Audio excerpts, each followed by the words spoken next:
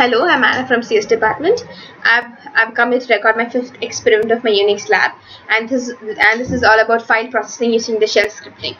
So long we were just seeing only how to create a file like using only the shell commands, or we were using the VI editor, and we are going to do a program along with all your shell commands that we study. For example, the pipeline or the LC or the word count, that's going to be combined with your programming now. So these are the questions that been given and that's been assigned to do. And my first question is, find the number of occurrence of a word or character in a file using. So first of all, we need a file. So I've created a file using a cat command. So as we have already done it in our first experiment, the same command goes, and I have just added some content into this. And now let's go to the first question. So this is my first question. I have to enter the file name in which I have to shift the word or the character. So I'll enter the file name first. That will be my first input. My second input, I'm going to get the string in, and then I'm going to check if the file name, this -f is to check whether the given file name only is the right file name. So this command is a default command and nothing else to explain about this. So the grep command normally filters a certain character, a particular thing, and shows you as output. And I'm going to grep only a particular string from the file name, which is going to have a word count with a line. So -l is for a line. So let's see the output. So the similar command goes. So enter your file name. So as you people know, my file name was sample.txt. Yeah. So word or the character to be replaced. So I'm going to replace my is. So let's see it. To be okay. It's going to be searched. So see, I've given that I have to search a word called is, and it is showing that it's 3. So it's going to be in 3 lines. So these 3 lines are my content. So it has 3 hisses. And now when it comes to my second program, it's to find or replace a character. So this is my file. Yeah. So I'm going to get the input of my file name, and I'm going to get the original word, add a new character that is going to be replaced.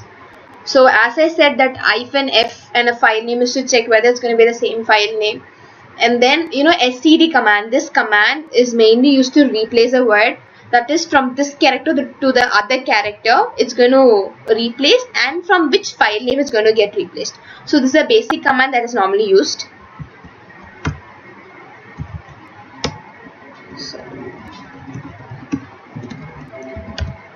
So this will be the output, the same sample text. The word or character to be replaced. So I have to give my original text. So I'm going to replace my his as. Yeah, see, as you could see, my is was here, and it's already replaced as. Now here comes the third one. I have to display the file information with the inode number, permission, links. I have to give a description about all the user information, and this is going to be the permission, links, month, date, and size. Okay, so this is my program. Yeah. So I'm going to get the file name as input, and for inode number, see, I've used the file name, and this f command, as I've already said, that's to confirm it, and -d. So I've used a pipeline with a cut. So I want a particular, when I'm going to give inode number, it's going to come for everything, but I want it in order for 1, 2, and 3. So as it is already given in the question, I just want to display as such. So I've given the pipeline command along with the numberings, and as it goes for one command, it's the same. You can just copy paste it, and you can just change only the numbers. So that's all about this.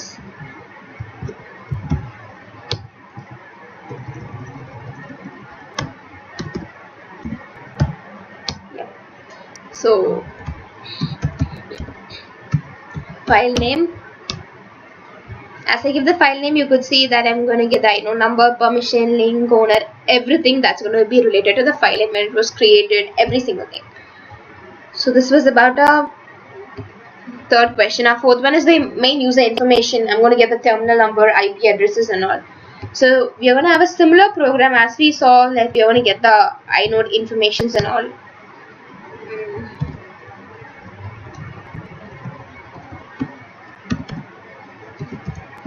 So yeah, so this is my program. It's a very small one. So you're just going to enter the user. So the user is going to be me or my concerning ID, and I'm using oo command. Oo generally gives the user information, and I want a particular information alone. So I want to know how many times the user has been logged in, and that's what I'm asked to display in the question. So I'm using a grep command along with word count for a line alone. So now let's see the output for this. So user is going to be my ID. Yeah, so once I give the number of times I've logged in, for now I've just logged in once, that's all. Then my fourth one, and this is I'm going to get a login information like username, password through this root file. As we know, this is used with the like with the name my algorithm. So we know that the root takes each and every single time whenever it reads each and every single character with a slash, it takes as a root and then it finalizes. So we are going to see that.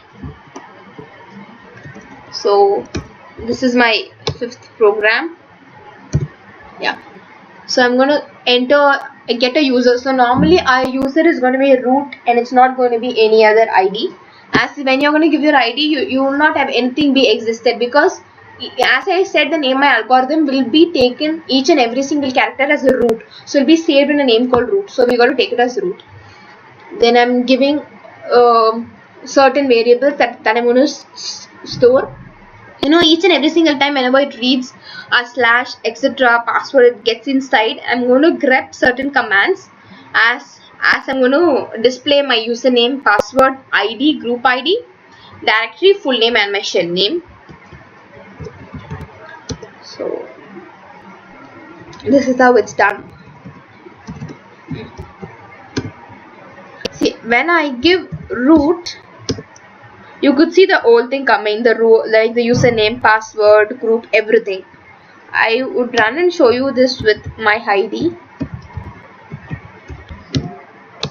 Yeah, you could see, but you're not gonna get the whole thing. See, as you could see, you have your username, password, everything is going to be empty, because as I said, the name my algorithm is going to consider each and every single line as a root, so it'll be saved as root. So that's all about this experiment. Thank you so much for watching my video.